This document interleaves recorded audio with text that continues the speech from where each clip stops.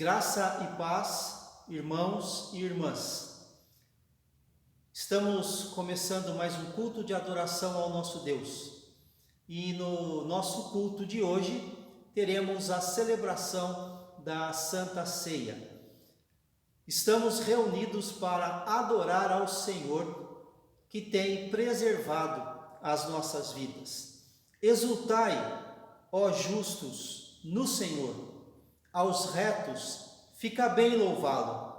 Celebrai o Senhor com harpa, louvai-o com cânticos no saltério de 10 cordas, entoai-lhe novo cântico, tangei com arte e com júbilo. Oremos. A Ti, ó Deus, sejam dadas as honras e glórias. A Ti, ó Senhor, seja toda exaltação e todo louvor. Obrigado, ó Pai, por mais um culto que podemos celebrar ao Senhor. E queremos, ó Deus, nesse culto, exaltar a Tua grandiosidade, o Teu poder, reconhecer o Teu senhorio sobre as nossas vidas e louvá-lo, porque o Senhor tem preservado as nossas vidas, especialmente nesses dias tão conturbados e que tem, Senhor Deus, trazido para cada um de nós muitas preocupações. Mas a Tua graça e a Tua misericórdia têm nos sustentado. Obrigado pelas Tuas providências, porque o Senhor é Deus sobre todas as coisas, porque o Senhor conduz a nossa história e conduz a história de todo mundo. Louvado seja o Teu nome, por Cristo Jesus, nosso Senhor. Amém. Temos tido dificuldades e há sempre muita preocupação. Agora, nós vamos ouvir a leitura de um trecho da Palavra de Deus muito conhecido, que eu creio que trará para nós alento, porque nós podemos confiar em Deus, que suprirá todas as nossas dificuldades, não nos deixando faltar nada, mesmo enfrentando dificuldades, mesmo enfrentando crises, mesmo enfrentando transtornos, mas também é um Deus que se mostra compassivo, misericordioso e bondoso, e supre as nossas necessidades, colocando diante de nós uma mesa farta da sua bondade, da sua misericórdia e pela sua graça.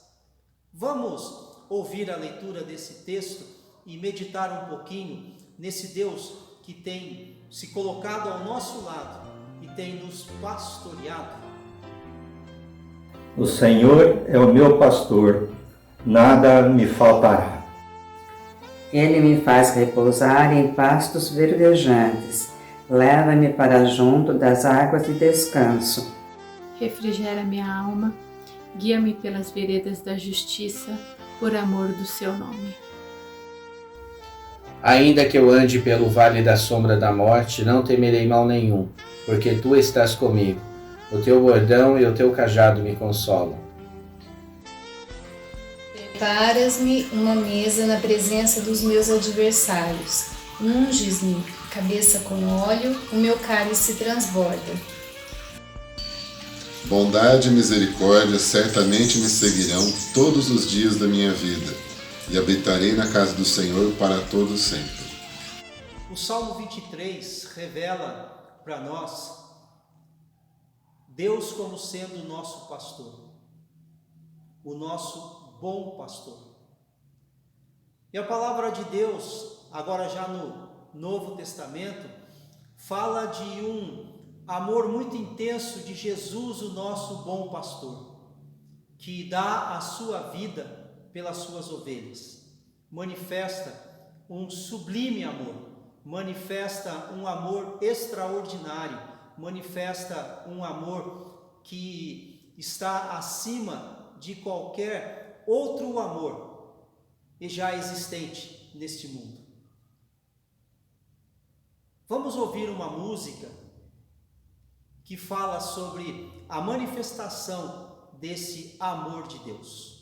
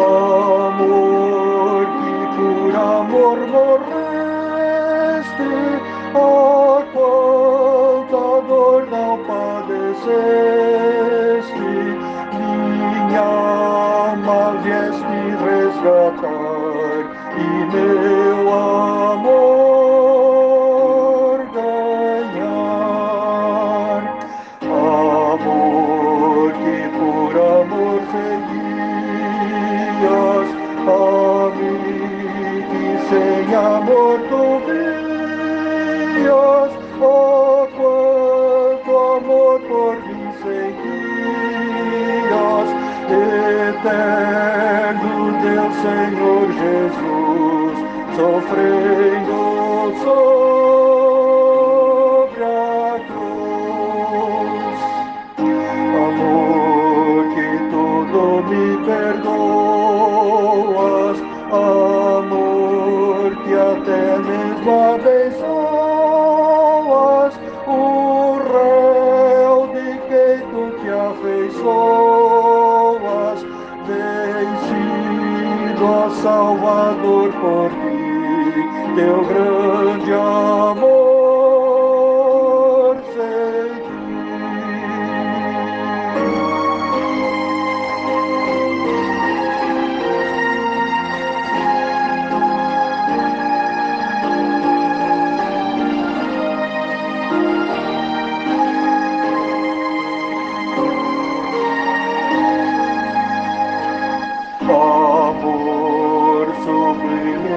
Perdoas, que em tua graça me seguras, cercando-me de mil venturas.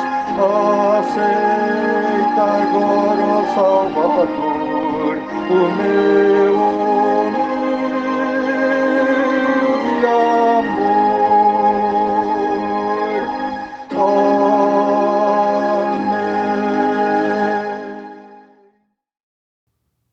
Reunidos para adorar a Deus, agradecidos pela preservação da vida, acolhemos com atenção a palavra do Senhor.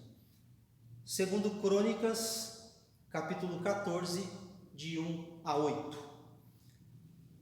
Abias descansou com seus pais e o sepultaram na cidade de Davi.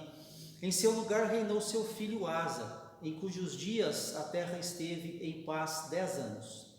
Asa fez o que era bom e reto perante o Senhor, seu Deus, porque aboliu os altares dos deuses estranhos e o culto nos altos, quebrou as colunas e cortou os postes ídolos. Ordenou a Judá que buscasse ao Senhor Deus de seus pais e que observasse a lei e o mandamento.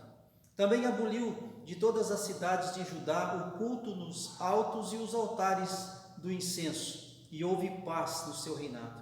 Edificou cidades fortificadas em Judá, pois havia paz na terra, e não houve guerra contra ele naqueles anos, porquanto o Senhor lhe dera repouso. Disse, pois, a Judá: edifiquemos estas cidades, cerquemo-las de muros e torres, portas e ferrolhos, enquanto a terra ainda está em paz diante de nós, pois temos buscado ao Senhor nosso Deus, temo-lo buscado, e ele nos deu repouso de todos os lados. Edificaram e prosperaram.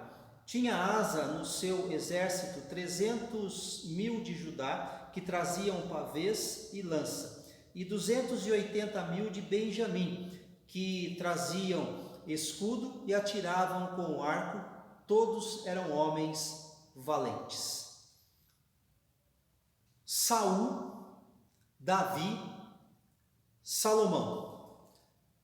Depois acontece uma divisão em Israel e surgem dois reinos. O reino do norte, Israel, com o rei Jeroboão, e o reino do sul.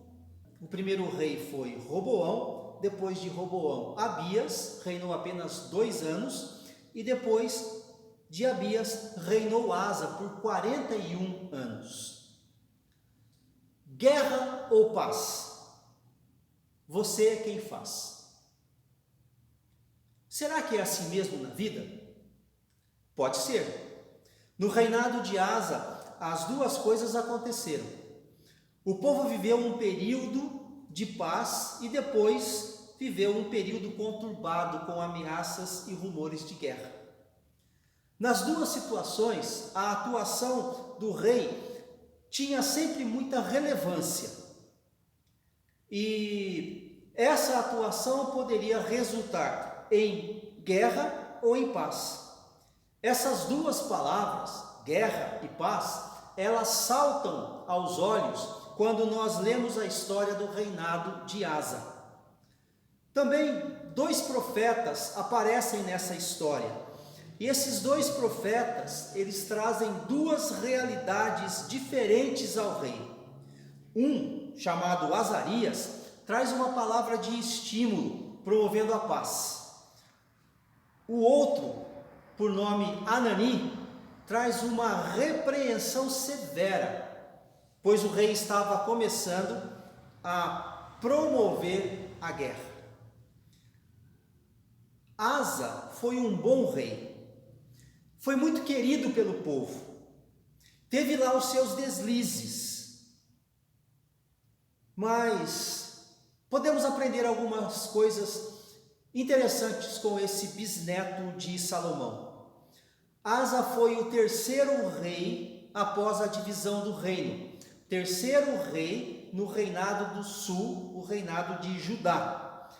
Ele não aboliu o culto ao Senhor no templo construído por Salomão, mas permitiu uma abundante adoração a divindades estrangeiras. Asa assume o trono num ambiente de intensa idolatria.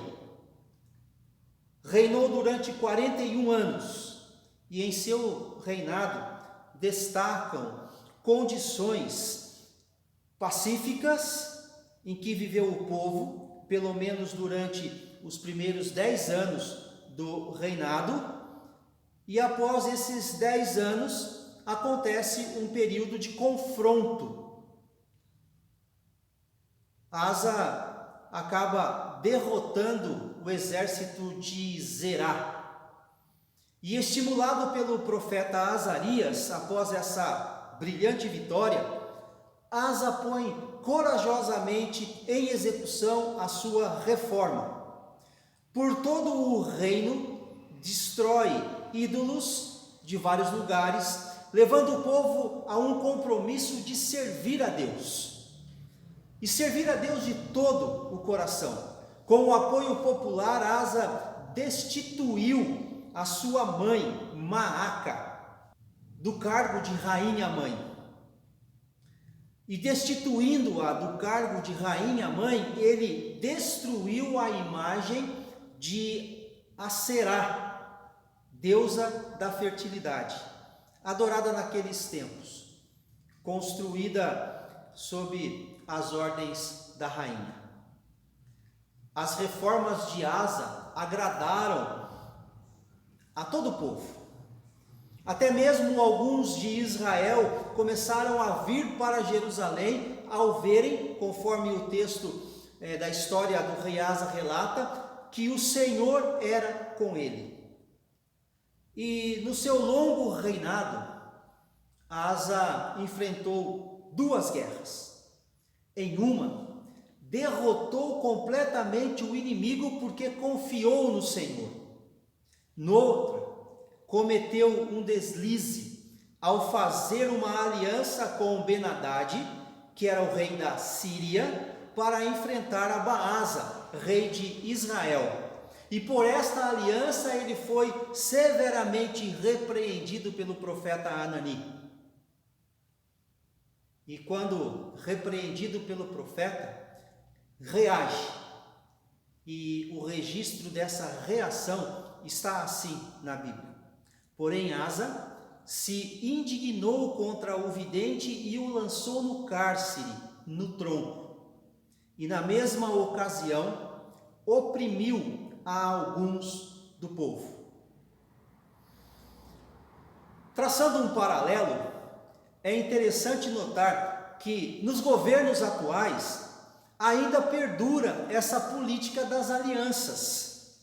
Alianças inconvenientes para atingir os objetivos do poder. Os governos e as pessoas, em sua maioria, não querem saber de aliança com o Senhor. O que podemos aprender com a vida de Asa? Primeiro, destruir o mal e construir o bem. Os dias iniciais do governo de Asa foram dias de muita paz. Esta paz foi fruto da própria ação do rei e do seu povo. Os primeiros registros da atividade de Asa fala do combate ao mal. Aboliu os altares, quebrou as colunas, cortou os postes ídolos, enfrentou um exército de 1 milhão de homens com um exército minoritário. E nesse enfrentamento ficou conhecida a sua total dependência de Deus. Ele faz uma oração. Essa oração está registrada aqui em 2 Crônicas 14. E nesta oração ele pede o seguinte ao Senhor: Senhor, além de ti não há quem possa socorrer numa batalha entre o poderoso e o fraco. Ajuda-nos, pois, Senhor nosso Deus, porque em ti confiamos e no teu nome vamos contra esta multidão. Senhor, tu és nosso Deus, não prevaleça contra ti o homem. Ele não poupou esforços para aniquilar o mal no reino de Judá. Contudo, num bom governo, não basta o combate ostensivo às circunstâncias malignas. É preciso construir o bem. E este é o verdadeiro objetivo de toda e qualquer política: construir o bem. Asa fez o que era bom e reto perante o Senhor. Deu ordens ao povo para que buscasse ao Senhor e obedecesse às leis e aos mandamentos. Edificou cidades fortificadas e houve paz no seu reinado. Na construção do bem, o Senhor mandou o profeta Azarias, estimulando-o a implantar uma reforma religiosa, uma autêntica busca a Deus. O Senhor Deus é o verdadeiro construtor de todo o bem. Onde há dependência de Deus, haverá vitória sobre os inimigos. O rei tirou as abominações que estavam impedindo a autêntica adoração. Façamos uma reflexão. Quais abominações temos tirado de nossas vidas? Temos combatido o mal e construído o bem? O que precisa ser mudado? Asa nos dá o exemplo de que é possível destruir o mal. Porém, mais do que isso, o seu exemplo aponta para a possibilidade, a necessidade de construir o bem. Primeira lição que aprendemos com o rei Asa: destruir o mal, construir o bem. A segunda lição é sobre o esquecimento. Quando esquecemos o passado, o presente se torna trágico. No 36º ano do reinado de Asa, subiu Baasa, rei de Israel, contra Judá, agredindo assim a paz alcançada por Asa. A atitude do rei não foi mais a mesma de quando enfrentou os etíopes, um exército de 1 milhão de pessoas. Agora ele não ora ao Senhor pedindo auxílio. Ele não demonstra dependência de Deus. Ele faz uma aliança com Ben-Hadad, que é o rei da Síria, enviando-lhe presentes tirados da casa do Senhor, tentando conseguir o apoio desse rei. E o que consegue?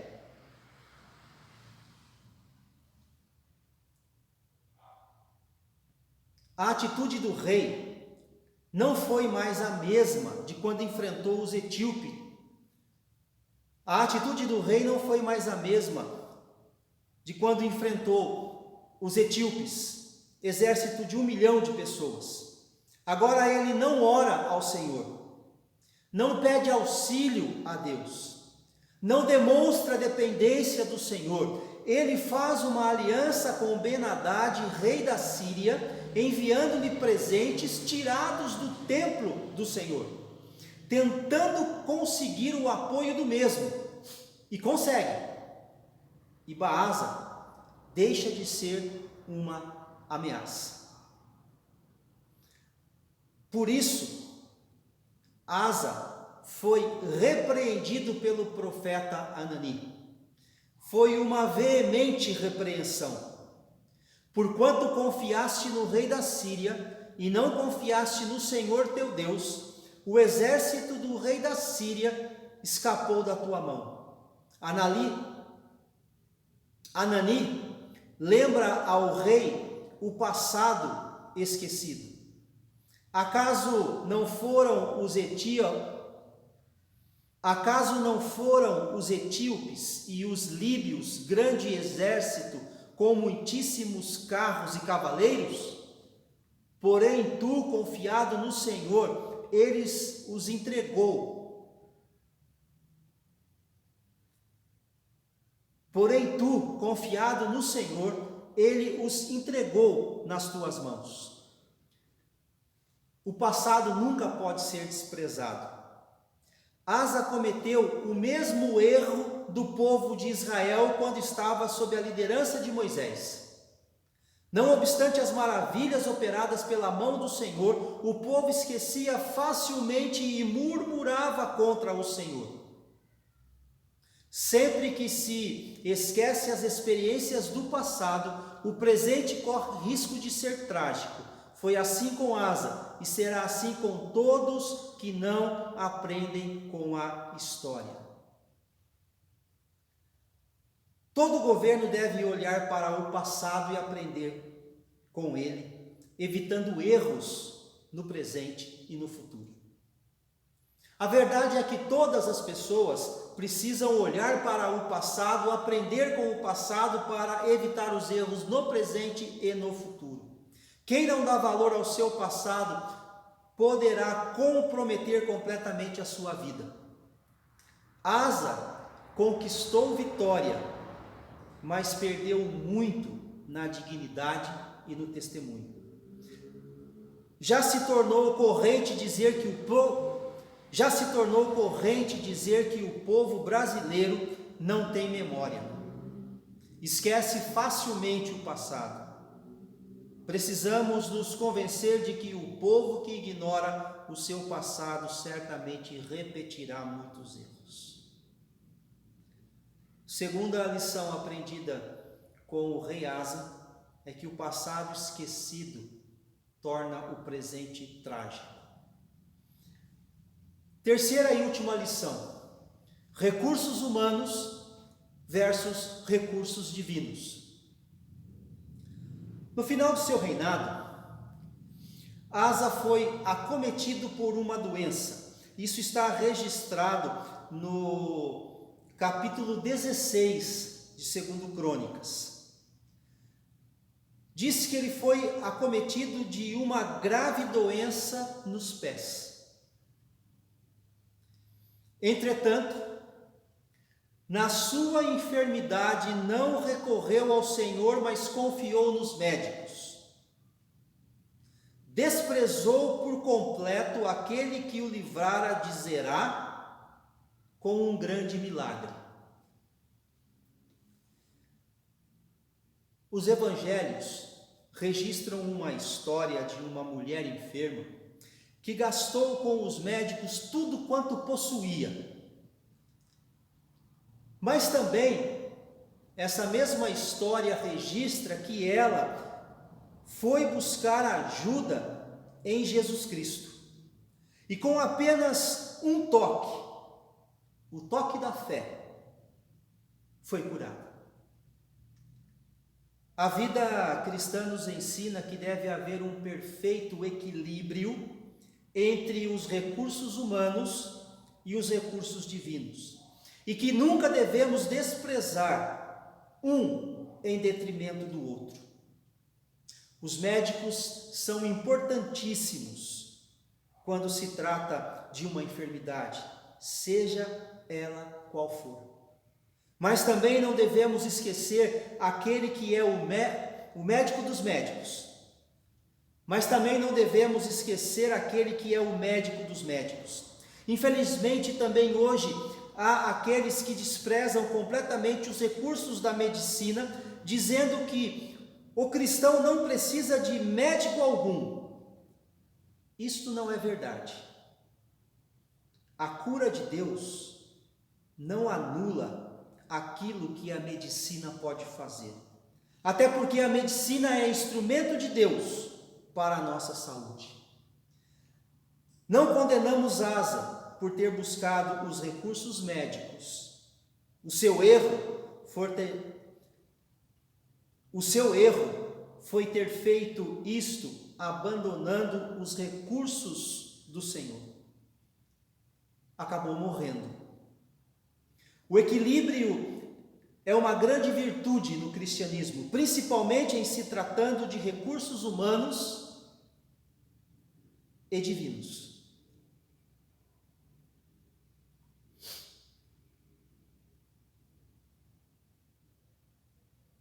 Irmãos, Asa nos mostra que há imperfeições nas nossas vidas e também que é possível melhorar. E melhoramos quando? Destruímos o mal, construindo o bem. Quando temos sempre em nossas mentes as experiências com Deus e nunca o abandonamos. E quando sabemos dos recursos do nosso Deus e não os trocamos pelos nossos, mas subjugamos os nossos recursos ao Senhor, para que Ele os use como lhe apraz. Como Asa, somos imperfeitos. Como Asa, somos imperfeitos, mas podemos melhorar. E que Deus nos ajude. Amém. Viemos para adorar ao Senhor, porque Ele tem preservado as nossas vidas. E adorando ao Senhor, nós nos colocamos diante da Sua palavra para ouvi-la. E ouvindo a Sua palavra, certo de que tem sido palavra de Deus aos nossos corações, nós somos chamados agora a render graças ao Senhor. Rendemos graças ao Senhor relembrando aquilo que Ele fez por nós, relembrando a sua morte e a sua ressurreição. E com essa lembrança trazendo aos nossos corações a expectativa da sua volta. E desta forma nós somos convidados para a mesa da comunhão. Ouçam as palavras graciosas de nosso Salvador Jesus Cristo. Vinde a mim todos os que estáis cansados e sobrecarregados, e eu vos aliviarei. Tomai sobre vós o meu jugo e aprendei de mim, porque sou manso e humilde de coração, e achareis descanso para as vossas almas. Eu sou o pão da vida. O que vem a mim jamais terá fome. O que crê em mim jamais terá sede. O que vem a mim de modo nenhum o lançarei fora. Bem-aventurados os que têm fome e sede de justiça, porque serão fartos. Nos preparando para a celebração da ceia, vamos louvar ao Senhor.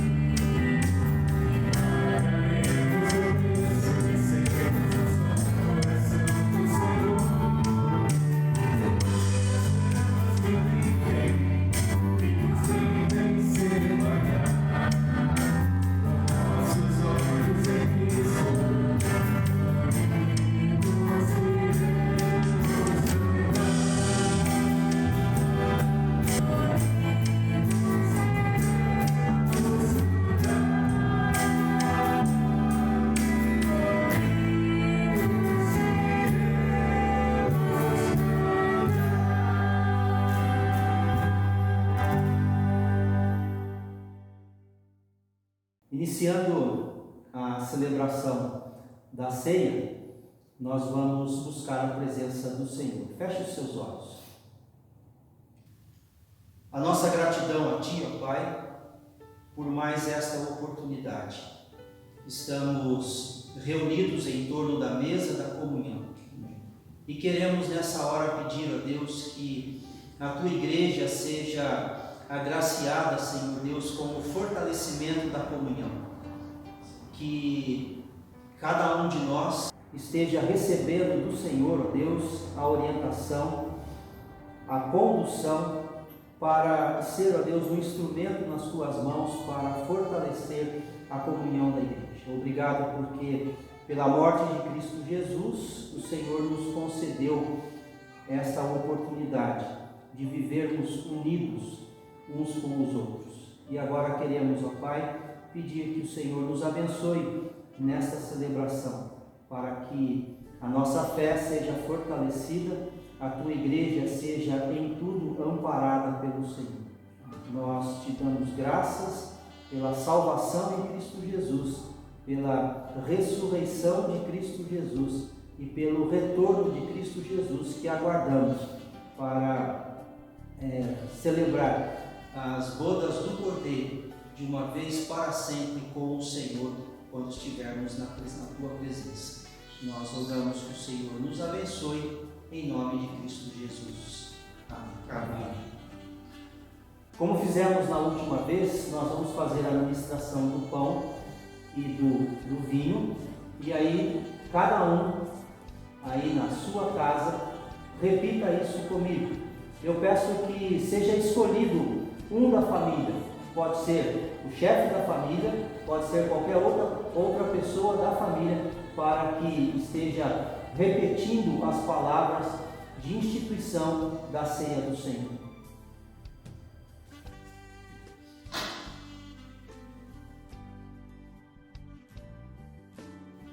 Na noite em que o Senhor Jesus foi traído, Ele reuniu os seus discípulos, partiu o pão, entregou aos seus discípulos dizendo: isto é o meu corpo que é dado por vós. Todas as vezes que comemos do pão, nós anunciamos a morte do Senhor até que Ele venha.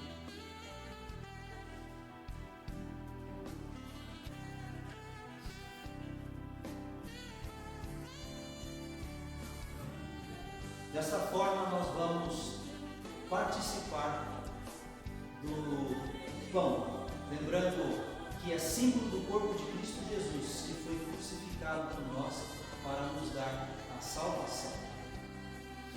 Este é o meu corpo que é dado por vós.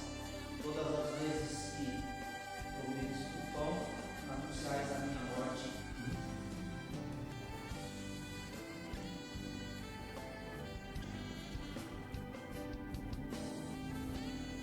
Vamos todos participar. Por semelhante modo, depois de haver ceado, Jesus tomou o cálice, entregou também este cálice aos seus discípulos, dizendo: este cálice é o cálice da nova aliança no meu sangue, sangue derramado para a remissão dos pecados. Todas as vezes que bebemos do cálice, anunciamos a morte do Senhor até que Ele venha. Da mesma forma que participamos do pão, agora distribuam o cálice aí na casa de vocês aos participantes da ceia.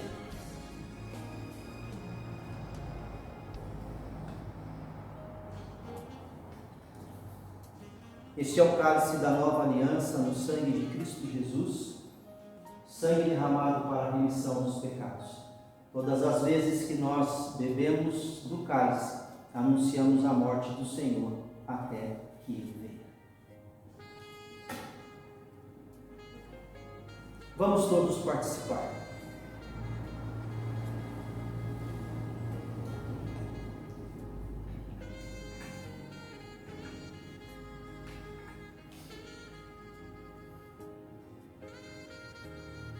Nós vamos encerrar esse momento da celebração da Ceia do Senhor e o presbítero José Vitor fará essa oração. Querido e bom Pai, louvado seja, Senhor, teu santo e bendito nome. Quão saboroso, Senhor, é participar da celebração da ceia, Senhor. Obrigado, Senhor, pela bênção de ter podido vir na tua casa, estar aqui junto com o pastor, o presbítero Jared, Senhor, participando da Santa Ceia. Que saudade, Senhor, de voltar a ter a comunhão com os irmãos. Pai querido, te agradecemos, Pai, porque o Senhor tem nos sustentado. Teus anjos estão ao nosso redor, Pai. O Senhor tem nos dado vida e saúde, Pai querido. Protegido a nós, aos nossos familiares, tem nos cuidado no dia a dia. Te dou graças, Senhor, porque o Senhor nos dá diariamente o pão de cada dia. O Senhor nos dá a graça e a paz de Cristo. Obrigado, Pai querido. Obrigado por Cristo ter morrido por nós e ressuscitado ao terceiro dia, Pai, para que nós tivéssemos a oportunidade da salvação. Perdoa, Senhor, os nossos pecados. Purifica-nos, Senhor, que o sangue de Jesus nos purifique de todo pecado. O Senhor conhece as nossas limitações, Pai. Que o Senhor permita, Pai querido, que nós cresçamos espiritualmente. Senhor, também suplico ao Senhor, Pai, que o Senhor esteja protegendo cada irmão da nossa igreja, cada lar, cada família que participa conosco. O Senhor esteja abençoando também a todos os cristãos, Senhor, tanto da nossa cidade, como do Brasil, como do mundo todo. Todo aquele que se suplica a tua proteção, Pai, que o Senhor esteja protegendo, guardando, livrando de todas as enfermidades, de todas as doenças, livrando inclusive desse coronavírus. Cuida dos teus filhos, que eu sei que o Senhor cuida. Obrigado, porque o Senhor é maravilhoso. A graça do Senhor se renova cada dia. Só posso louvar o teu nome, Pai. Obrigado por tudo que o Senhor tem feito por nós. Em nome de Jesus. Amém. Somos enviados em nome de Deus. Conheço as tuas obras. Eis que tenho posto diante de ti uma porta aberta, a qual ninguém pode fechar. Que tens pouca força, entretanto, guardaste a minha palavra e não negaste o meu nome. Recebam a bênção. Ora, o Deus da paz, que tornou a trazer dentre os mortos a Jesus nosso Senhor, o grande pastor das ovelhas, pelo sangue da eterna aliança, vos aperfeiçoe em todo bem, para cumprirdes a sua vontade, operando em vós o que é agradável diante dele, por Jesus Cristo, a quem seja a glória para todos sempre. Amém.